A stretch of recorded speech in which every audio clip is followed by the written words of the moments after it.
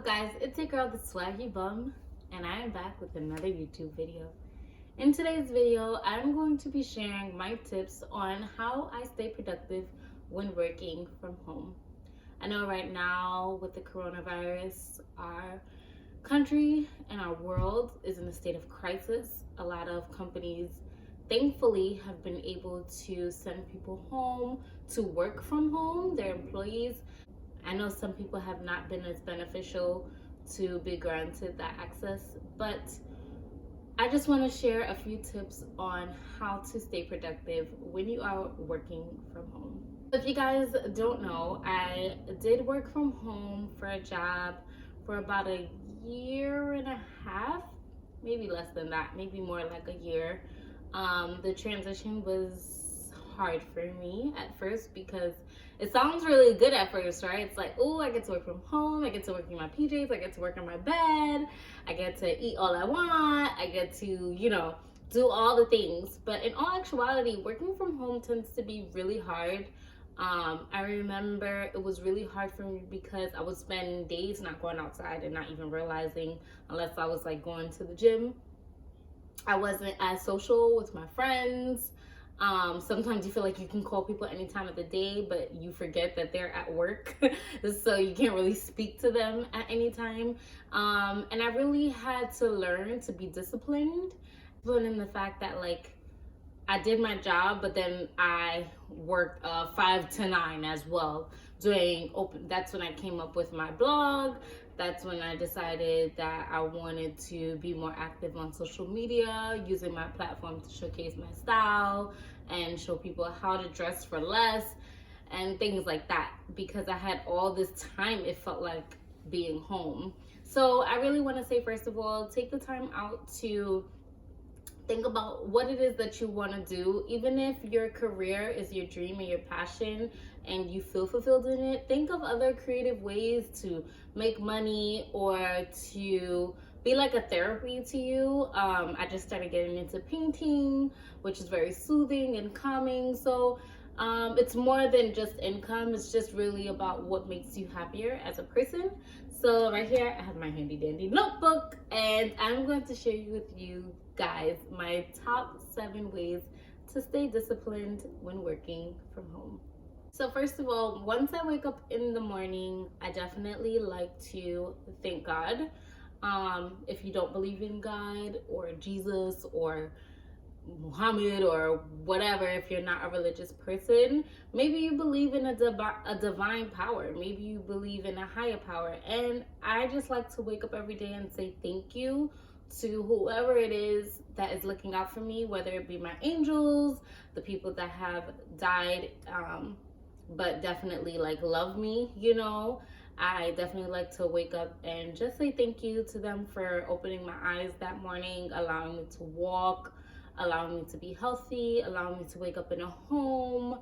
Little things like that I try definitely not to take for granted. And I feel like waking up in the morning and saying thank you just kind of already lifts your spirit to brace yourself and have a really productive and really be grateful for your day. You know what I mean? Start your day off with grace. I always go to bed with a cup of water by my bedside because I don't like cold water. So I like my water room temperature. So if I take it out in the morning, obviously I can't drink it right away when I wake up. So I leave it by my bed, and that's the first thing that I drink in the morning. I may then tend to a cup of tea or something like that, but definitely a cup of water in the morning helps to start my digestive system, makes me feel full so that I'm not quick to eat something and break my fast, and regulates me, if you know what I mean. So if you guys follow me on Instagram, sometimes I do post my breathing exercises in the morning, or I'll post it on my feed randomly or something like that. I discovered breathing exercises while I was at my last job because, first of all, I always needed them. I always needed breathing breaks. I used to schedule them on my calendar, alarm, 3 o'clock, have a breathing break. Because sometimes you don't even realize that you're not intentionally breathing. Naturally you're breathing because that's how we're alive. But sometimes you really need to do 10 deep breaths to refocus, to calm yourself down, to remove any anxiety, to anything, like anything that you're going through that makes you anxious or sad. Or I realized that doing breathing exercises help me so much. It helps me fall asleep. When I can't sleep at night, I'll do like 10 to 20 breathing exercises. Child, before I even hit 20, I be knocked. Okay? I'll be knocked out. So breathing exercises has definitely helped me, especially in the industry that I am in now. I get a lot of no's. I get a lot of, oh, we don't need anyone at this time, or we already have someone, and it's really discouraging. So sometimes just giving myself those moments to breathe allows me to refocus and allows me to remind myself that I am enough. And that this one job, just because I didn't get it, doesn't define who I am as a stylist or what I'm capable of. It just means that it wasn't for me at the moment. So doing those breathing exercises definitely helps me. If you have to schedule it, like let's say you have a really crazy busy schedule, you're like, Jen, I barely have time to pee in the morning, let alone breathe for 5 minutes. Like, schedule it throughout your day. 30 seconds, 20 seconds here, 30 seconds there, 1 minute there. When you're in the bathroom, like really hound in on breathing exercises, because I'm telling you, they have changed my life. Making your bed in the morning, I don't know about y'all, I know a lot of people don't like to do it. It just seems like a wasteful thing, but for me, it's a great way to start my morning. It's a great way to make me feel like I've already accomplished something. It's a great way to cleanse my space. Like, I cannot work if my space is dirty or dusty or cramped or anything. So once I make my bed, I know that like my day is officially getting started. It's a routine that I've had for a very long time, because growing up Caribbean, like, you have to make your bed. It was like, what do you think you're doing? You better make that bed. But now I really look at it in a sense that this really helps me to get my day started, to make me feel productive at the start of the day. Next on my list is to do a to-do list. Doing a to-do list in the morning for me is like a must-have. If I just go through my morning or my day and I don't have a to-do list, I can't even tell you what I did that day. I probably did nothing. I probably sat on my couch and watched all of my shows, and then at the end of the day realized, like, damn, Jen, you ain't do nothing today? Like, nothing, like, excuse me.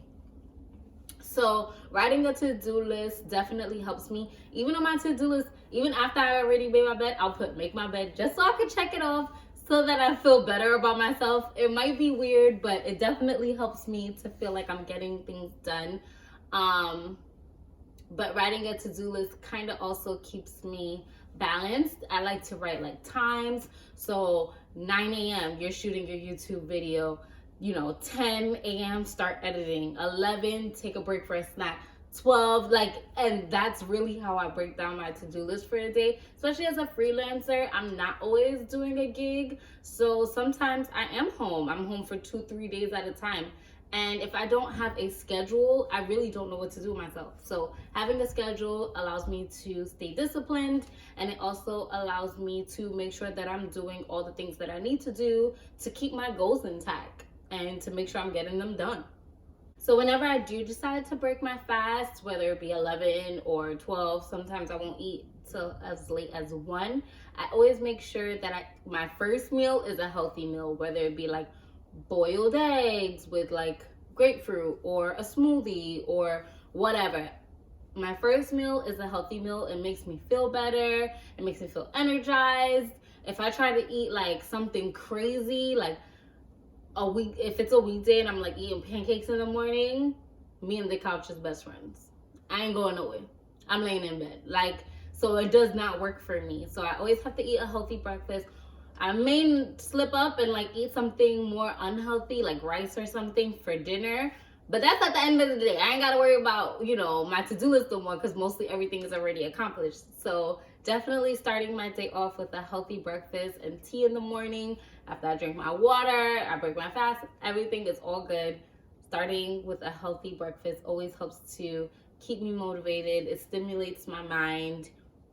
so that I'm more active, more alert, and more focused on whatever it is that I'm doing that day. Another tip I have is to pick a designated workspace.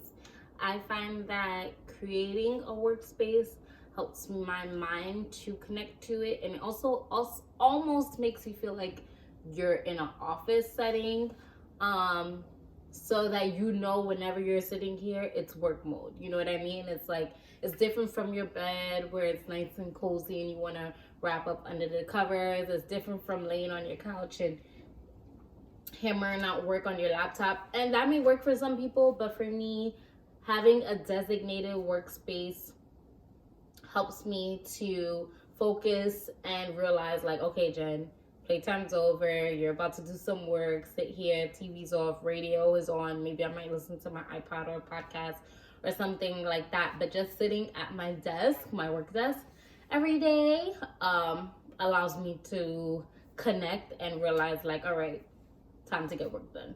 And my last tip of the day to remaining productive and disciplined: after you've created your to-do list, after you've done the work, after you've really sat down and accomplished all your goals that day, even if you didn't, at the end of your day, really look at your to-do list, everything that you checked off, and compliment yourself. If you know that you really worked your butt off and you had 7 things on your to-do list, but you only got 3 done, but you bust ass for those 3, don't be hard on yourself. Don't be hard on yourself about the other, what I said, 3, 7, okay, 4. Don't be hard on yourself about the other 4 that you didn't get to do. Life happens, sometimes things may take longer than we think. And I think a lot of the times we put way too much pressure on ourselves to get a million things done in a day. I'm way more focused on doing things in an accurate way and really taking my time to make sure that it's perfected the first time around or the second time around, than doing a million things at once and half-assing it. Like, what's the point if you're gonna have to go back and keep redoing your work? You're wasting your time, you're wasting whoever's time you're working with, and it's not even worth it. So look back at that list, see what you did, see how you can fix it for the next day, and don't forget to remind yourself that you are enough, and it's okay that you didn't get it done, because God willing, you have tomorrow. Okay? And if you don't have tomorrow, God forbid, that's the last thing people are going to be worried about, is Susan didn't finish up her to-do list yesterday. Nobody's going to care. So definitely give yourself a pat on the back. It'll make you feel better, and finish off your night with those breathing exercises again to give you a great night rest. Okay, and my very last one, because I forgot to add it to my list and had to come back and definitely add it, is get dressed for the day.